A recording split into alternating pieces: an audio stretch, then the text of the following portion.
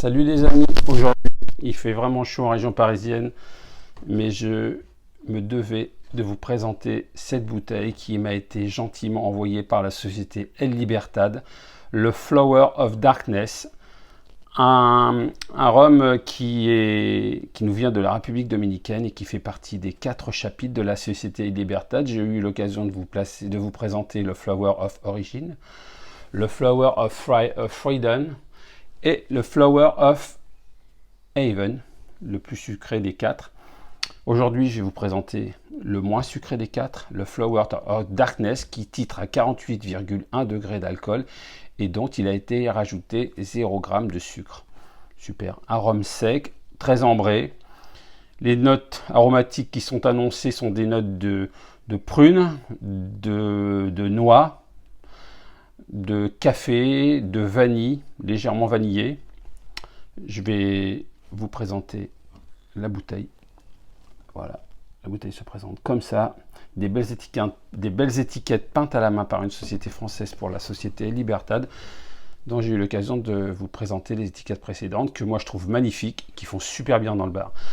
Cette bouteille, elle est présentée, ce rhum, il est présenté dans une bouteille transparente, contrairement à certains rhums. Parce que certaines personnes aiment bien voir ce qui reste dans leur bouteille et ils aiment bien aussi voir la couleur du rhum qu'ils vont déguster. Celui-ci, la bouteille est bien transparente. On voit vraiment la couleur ambrée foncée du rhum El Libertad.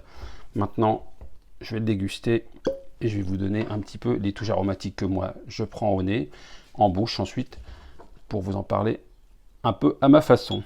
Donc j'en mets très peu, parce qu'il fait très chaud ici. Il doit faire au moins 28 degrés aujourd'hui sur Paris. Donc voilà, je vous mets bien l'étiquette en face, que vous puissiez bien la voir. Donc, comme je vous l'ai dit précédemment, une couleur ambrée très foncée, dorée très foncée, qui laisse des belles larmes sur les bordures du verre. Un rhum, on sent vraiment très sec. La puissance de l'alcool au nez est très présente.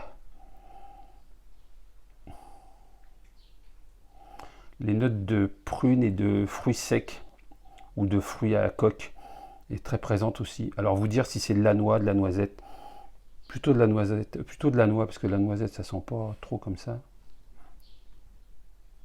En tout cas l'alcool il est présent.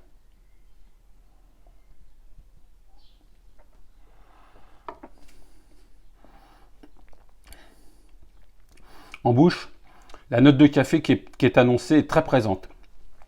Petite touche de vanille légère, certainement due à des fûts qui ont été brûlés lorsqu'ils ont été vieillis pendant 8 ans en République dominicaine, dans des fûts de Bourbon. Certainement aussi cette petite touche de Bourbon. J'ai pas l'habitude de boire du Bourbon, mais certainement cette petite touche de Bourbon qui annonce cette saveur de café et de vanille légère. La prune est un peu moins présente qu'au nez. Enfin, pour ma part, elle est un peu moins présente qu'au nez. Et l'odeur de fruits à coque, le fruit sec, moins présente aussi. C'est surtout le café et la vanille qui l'emportent au niveau des saveurs de la bouche.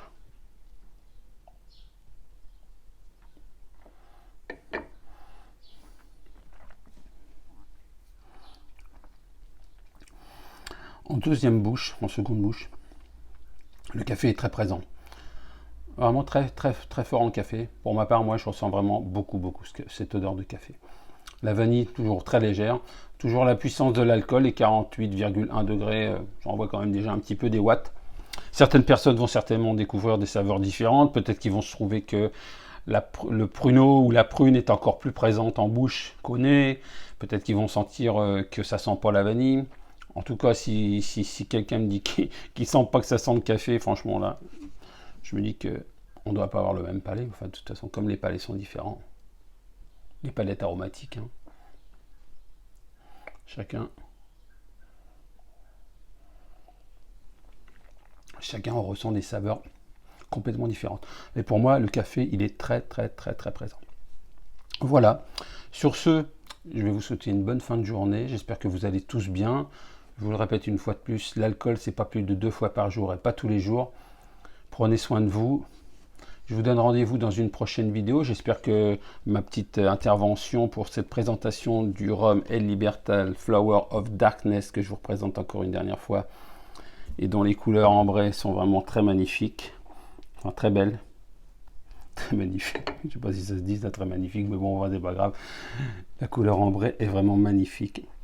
Les saveurs tout aussi bonnes. Je vous souhaite une bonne fin de journée. Je vous donne rendez-vous dans une prochaine vidéo sur YouTube. Peut-être un petit punch, peut-être un rhum blanc, peut-être un rhum vieux, peut-être un des deux HSE que je vous ai présenté hier dans des petites vidéos sur Instagram.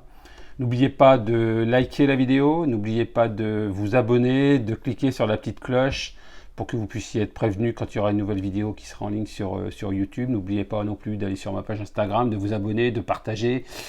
Papy, mamie, les enfants, s'ils sont grands, comme je le dis toujours. Je vous souhaite une bonne fin de journée, à bientôt et bon week-end à tous. Ciao. C'était Philippe en direct de son bar pour vous présenter le Flower of Darkness de la société El Libertad. Bon, ça c'était pour le petit côté loufoque de mes vidéos, parce que j'aime bien faire des vidéos loufoques. Et puis, ça plaît pas. Si ça vous plaît, le petit pouce. Si ça vous plaît pas, le mauvais pouce. Ciao.